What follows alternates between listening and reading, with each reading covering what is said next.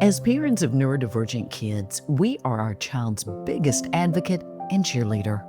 But too often, it's the actions, reactions, and attitudes of others that pierce our hearts and steal our pom-poms. When the thieves are family and friends, is especially painful. But today, we will discuss 3 possible ways to respond. Welcome to the Tender Resilience Podcast. Our purpose is to provide encouragement, support, a bit of wisdom, and maybe a chuckle to the tender, resilient parents of neurodivergent kids. If you have a child with ADHD, autism, OCD, anxiety, auditory processing issues, learning disabilities, and/or any other neurodiverse condition, this is our space to cheer each other on. This podcast isn't designed to give a medical diagnosis or psychological advice for you or your child, and we don't use artificial intelligence. We are rooted in hardcore experience and a genuine desire to lift up moms and dads so that you can be the awesome parent your amazing child deserves. Let's face it, relationships in today's world can be superficial and unfulfilling. Loneliness is an epidemic in our society, and that can be especially true for parents of neurodiverse kids. Sometimes our child's social challenges can cause us to withdraw a bit as well. We get so wrapped around our kids that we don't even realize how much of our day is spent trying to make theirs a success. We truly hope you do have a good support system in your life, but often it's something you must seek out rather than expecting it will come to you. Social media, including this podcast, can't replace having people in our lives that encourage and give us a boost when we need it. Some of you have very close family relationships, and that is a huge blessing. For others, the family dynamic is a bit challenging. Many of us have attended a family event where the behavior of our neurodivergent child wasn't at its best. A room full of noisy people and the excitement of a holiday or celebration doesn't always bring out the best in a child with autism, ADHD, auditory processing disorder, anxiety, or some other condition. Maybe a grandparent commented on their behavior, or your sister-in-law, who loves to gush about her kids' accomplishments, made a snarky remark.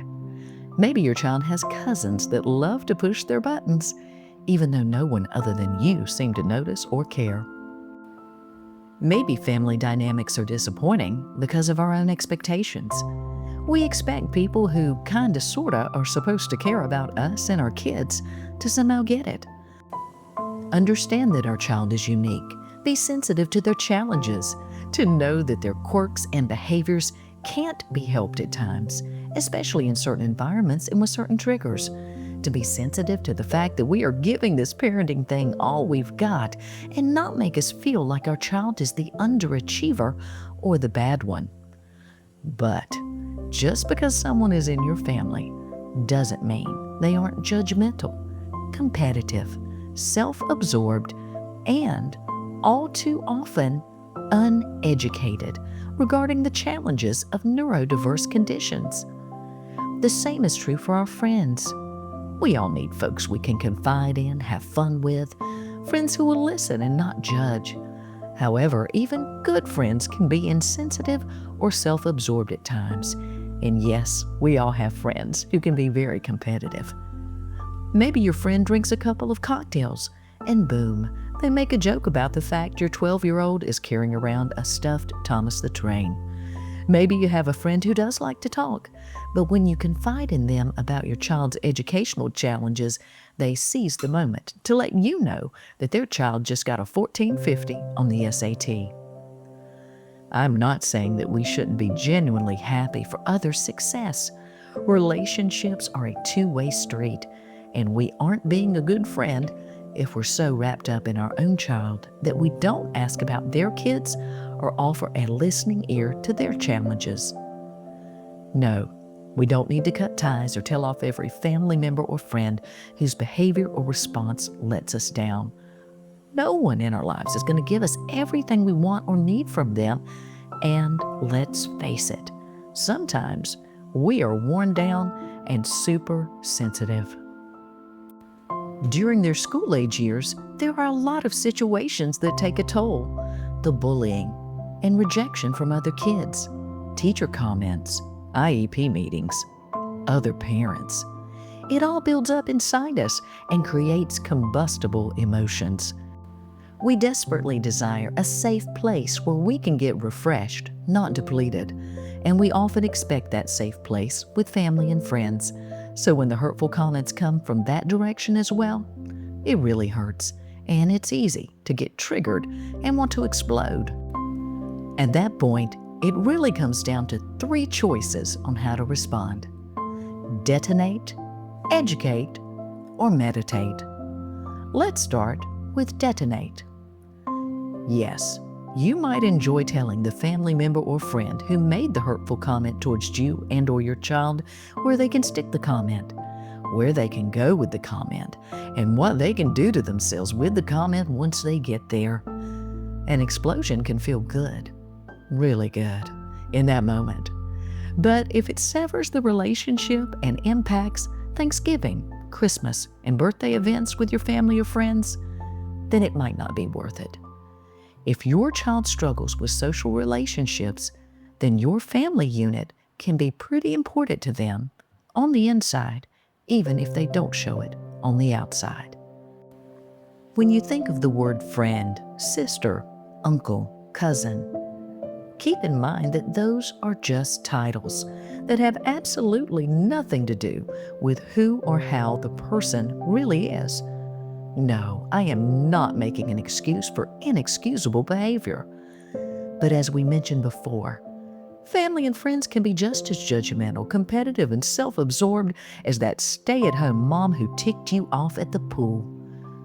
In addition, sometimes the comments or actions that you interpret from family and friends against your child might actually be a buildup of jealousy, competitiveness, or past hurts, and indirectly targeted at you. That doesn't make them right or appropriate, but something to consider before you explode on someone close to you in a way that does irreparable damage. But not reacting explosively doesn't mean that you need to be passive. So let's move on to the option of educate. You may not like this option, but consider having an authentic conversation with the individual who ticks you off.